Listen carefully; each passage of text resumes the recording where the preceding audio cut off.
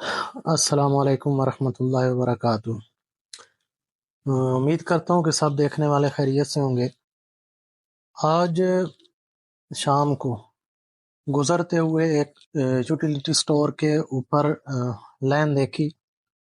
تو چند باتیں جو ذہن میں تھیں وہ آپ دوستوں کے ساتھ شیئر کرنے کو دل کر رہا ہے۔ جب بھی یوٹیلیٹی سٹور جہاں پر بھی ہیں وہاں پہ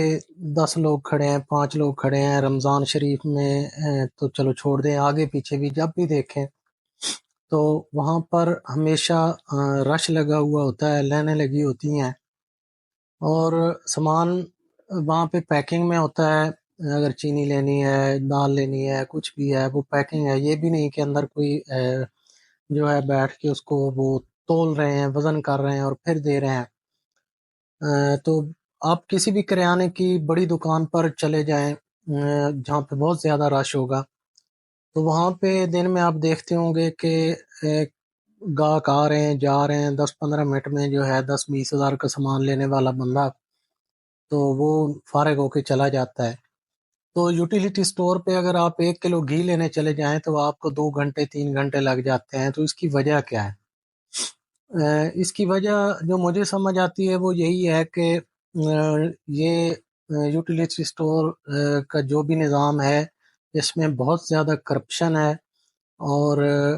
جو سامان وہاں پہ آتا ہے عوام کے لیے سستے داموں حکومتیں دیتی ہیں، تو اس کی کیونکہ اوپر اس کو دیکھ بھال کوئی نہیں کرتا، گورننس کے حالات بہت برے ہیں، اس لیے وہ سارا سامان جو ہے وہ آگے مارکیٹ میں یا مخصوص جگہوں پر چلا جاتا ہے، اور اس کو عوام کے لیے اتنی یوٹیلیٹی سٹور سے خریداری جان بوجھ کر اتنی مشکل بنا دی جاتی ہے کہ وہ تنگ آ کر وہاں پہ جائیں نہ، اور اگر لینا چاہتے بھی ہیں اور ان کی مجبوری ہے کہ وہ مہنگی چیز نہیں خرید سکتے اور وہاں سے وہ سستی چیز خریدنا چاہ رہے ہیں، تو لیکن حالات ایسے بنا دیے جاتے ہیں اور وہ اتنا ٹائم وہاں پہ لگا دیا جاتا ہے کہ اس کی وجہ سے جو ہے وہ بالکل جو ہے لوگ تاکہ اس کی طرف منہ ہی نہ کریں، اور وہ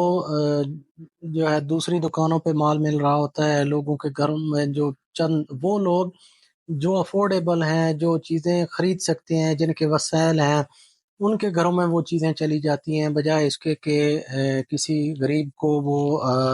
دیا جائے اور اس کے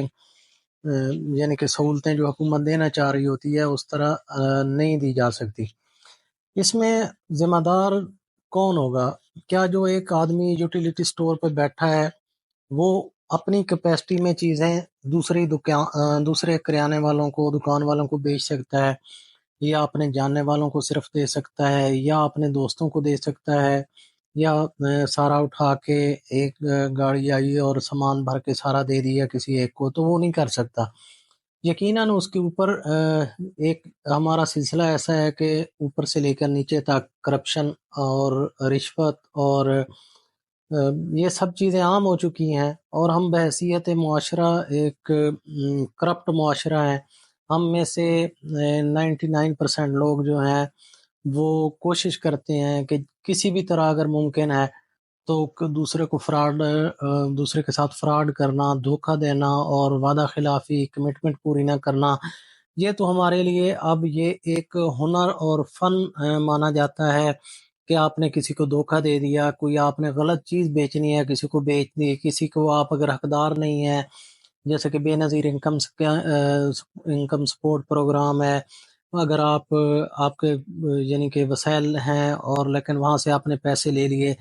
اگر کسی حکومت نے کوئی اور امدادی اسکیم لے کر آئی ہے اور آپ نے وہاں سے پیسے لے لیے، تو آپ اس کو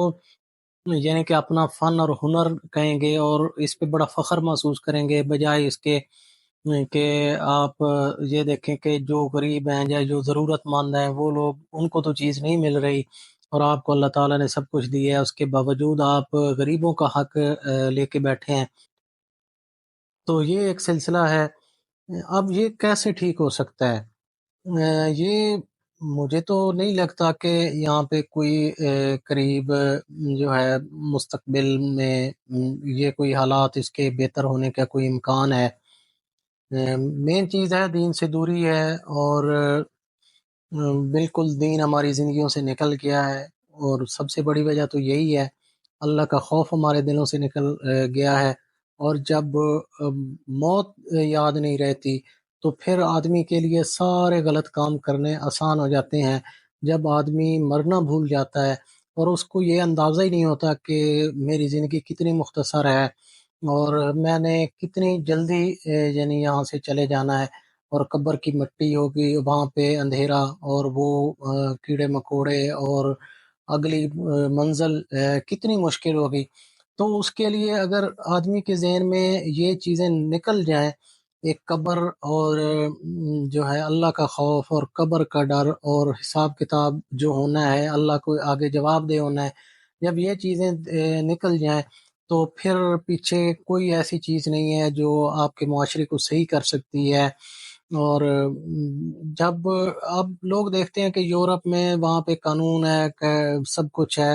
اور وہاں پہ لوگ جو ہے ایماندار ہیں، تو یہ بھی ہے کہ اگر انصاف ہوگا تو پھر بھی چیزیں بہتر رہتی ہیں، اگر انصاف نہیں ہوگا تو پھر کچھ بھی نہیں ہوگا۔ ہمارے مسئلے بہت زیادہ ہیں، یورپ والوں کا مسئلہ یہ ہے کہ وہ صرف ان کو وہ یعنی کہ دین سے دور ہیں، اور اسلام جیسی نعمت سے وہ دور ہیں، ان میں زیادہ اکثریت جو ہے وہ غیر مسلم کی ہے، لیکن وہاں پہ انصاف ہے، اور یہاں پہ ہم نام کے مسلمان ہیں، اور نہ ہمارے اندر اللہ کا خوف ہے، نہ ہمیں مرنا یاد ہے، اور نہ ہی ہمارے یہاں کا کوئی انصاف ہے۔ ہمارے جج، وکیل اور جس پولیس اور جو بھی شعبہ ہے، وہ اس میں ہر جگہ جو ہے وہ رشوت اور بس پیسہ بناؤ یہی چل رہا ہے۔ یہاں پہ سب کچھ اور ہر ایک کی قیمت ہے، ہر ایک بکنے کو تیار ہے، بس کوئی قیمت لگانے والا ہو۔ تو ایسے میں ہمارا معاشرہ کیسے ٹھیک ہوگا؟ ہم ایک کوشش کر سکتے ہیں کہ ہم اپنے